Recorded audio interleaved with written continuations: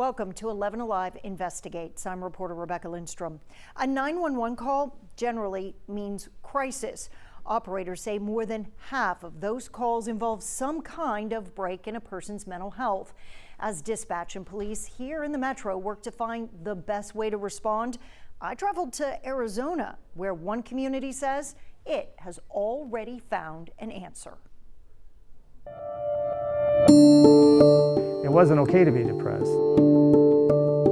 Yeah, to feel feelings or share them within the family unit. To really understand what's happening in Tucson, you have to meet Gary McGinnis. There might not even be anybody on the floor.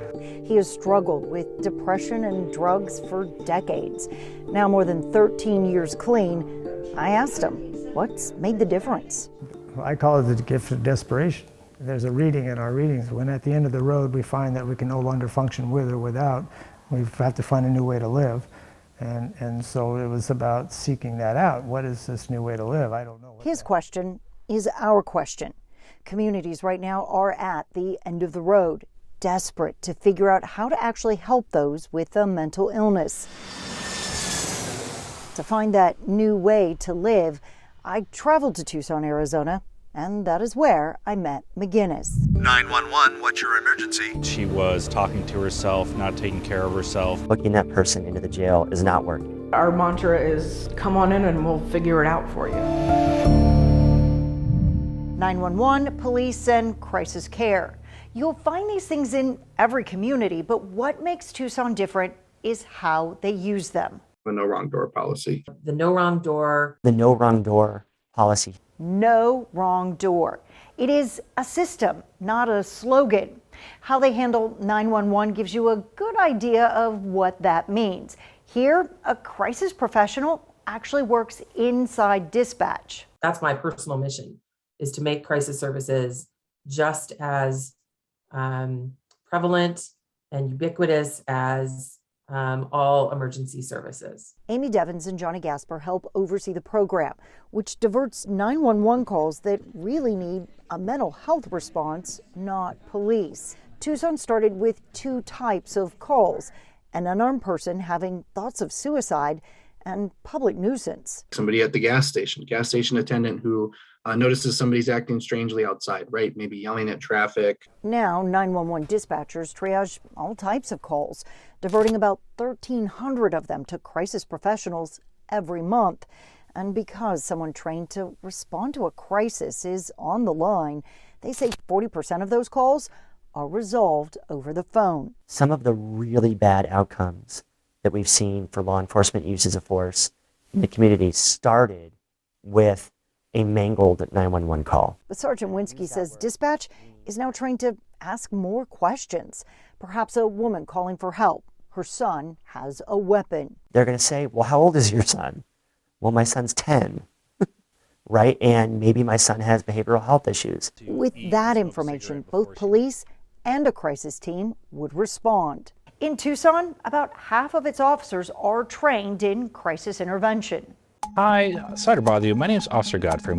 And the city has created special teams to focus on crisis prevention. It looks like he's been trying to get her treatment and she says she doesn't need help. I followed one team as they traversed Tucson, transporting one woman for a mental health evaluation after allegedly failing to follow her court-ordered treatment plan. You know, there's a lot of talk around the country about parity, right? And that conversation usually focuses on health care. But Sergeant Winsky believes it should relate to police as well. If you look at a police department that has a DUI squad or a gang squad or any other specialty squad, why wouldn't you have this one? He says due to their specialized training, in 8 years, only once has his team had to use force, and they've arrested fewer than 10 people. That's because when someone is in crisis, they can bring them here.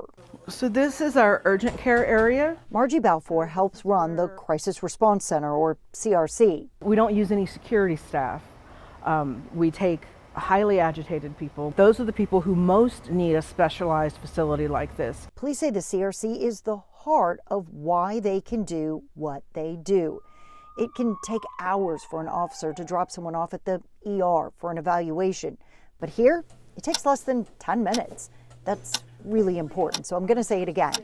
In and out in 10 minutes. In my mind, it's the bedrock of the work that we do. And staff will never turn a person away, whether it's a prescription refill or a psychiatric break. I think everybody can be helped, but you have to meet them where they are. The CRC connects to a traditional hospital, a psychiatric facility, and even a court.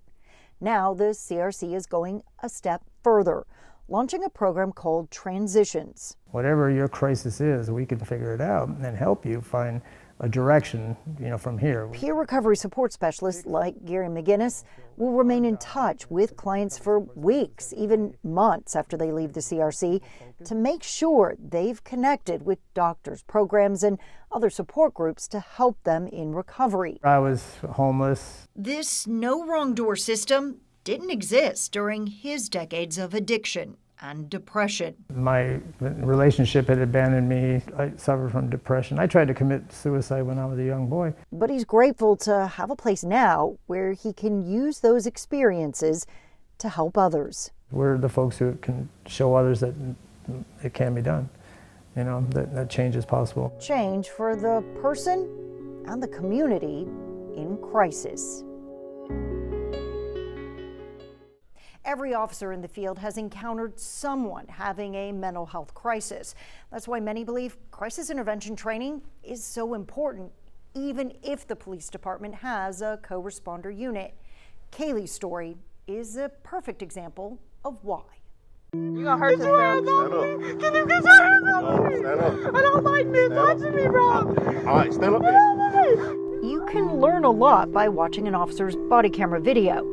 That is Kaylee refusing to leave a gas station parking lot. How was jail? And it was not good. You need help? But knowing she does not want to go to jail doesn't seem to stop her behavior. She has spent time in 3 county jails in 2 years for offenses related to disorderly conduct. When I'm mad, I'm not gonna be quiet. You're not gonna silence me. Kaylee has autism, developmental disabilities, and behavioral problems due to a lifetime of trauma. The world's rules on how to act don't come naturally. And her mom says until now, many of the therapies that could have helped have been denied by Medicaid. It's truly unfair for these children not to be able to access services that they need. Ooh. Child welfare advocates say they see it over and over again. The criminal justice system. We see that a lot with children who are in juvenile justice because they're not getting the supports that they need. The Department of Juvenile Justice says it's treating 60% of the children in custody for some type of mental health disorder. The top diagnoses, PTSD and ADHD, almost identical to the top diagnoses we found in the children abandoned to state custody. Okay, I can get in myself. But when Kaylee's outbursts started leading to arrests, she was too old for DJJ. Can you tell me what's going on? And that's why we were able to obtain these. Body camera video showing 2 different calls to Newton County's 911 with 2 very different outcomes. We timed each response. The mentally problem? I think that's what it might be.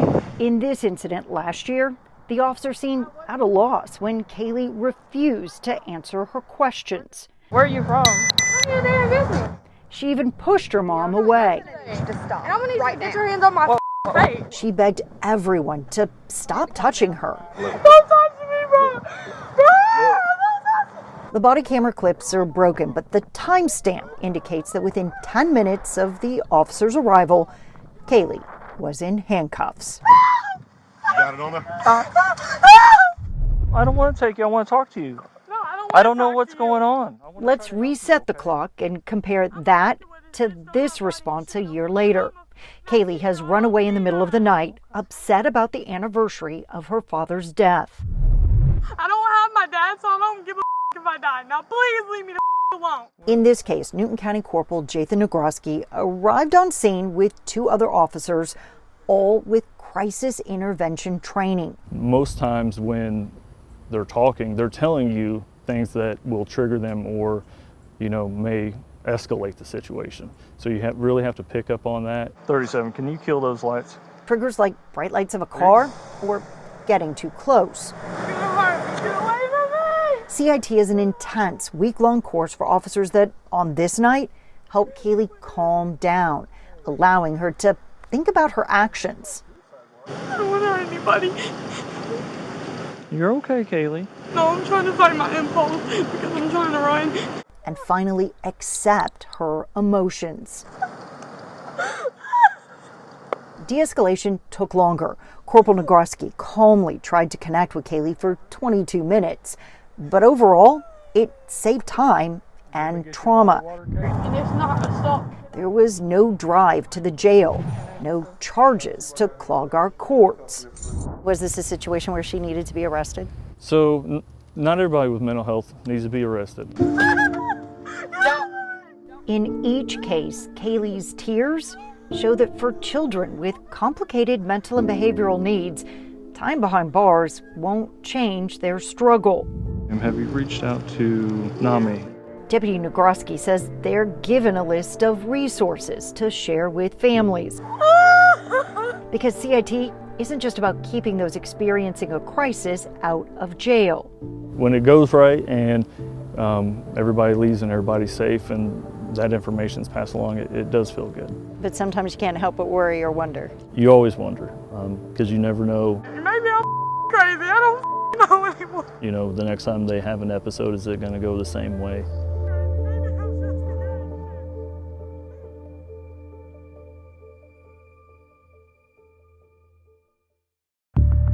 We rely on 911 to get help. We count on police to make an arrest. 7738.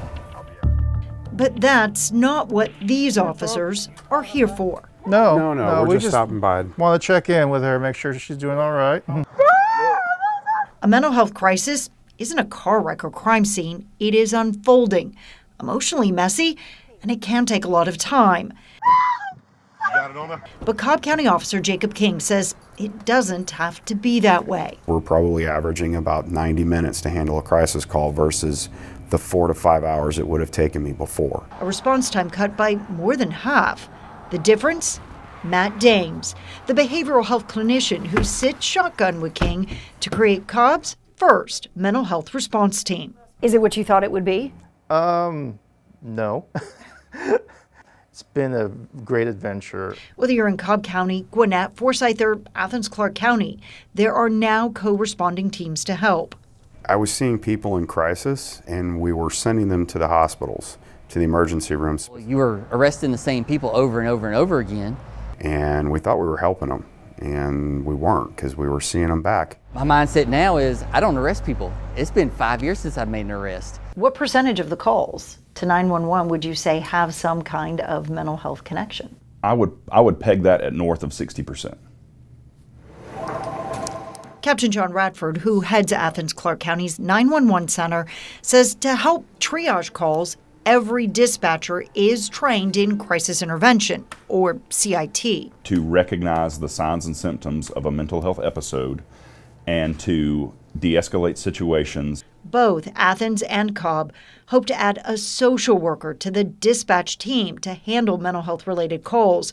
But right now, they have another challenge. We're dealing with the biggest workforce shortages we've had in the 34 years that I've been in this field. Melanie Dallas is contracted with the state to care for the uninsured in the northwestern part of the state. She points to low pay and high burnout rates as a big part of the problem. But there's another concern too. I think it's the unknown. They don't know what they're going to get into. Instead of an office, these clinicians work in the field. So how's everything going? Confronting the crisis as it happens. I don't have my dad, so I don't give a if I die. Now please leave me the alone. But after the crisis comes the calm. The chance not just to save a life, but to change it.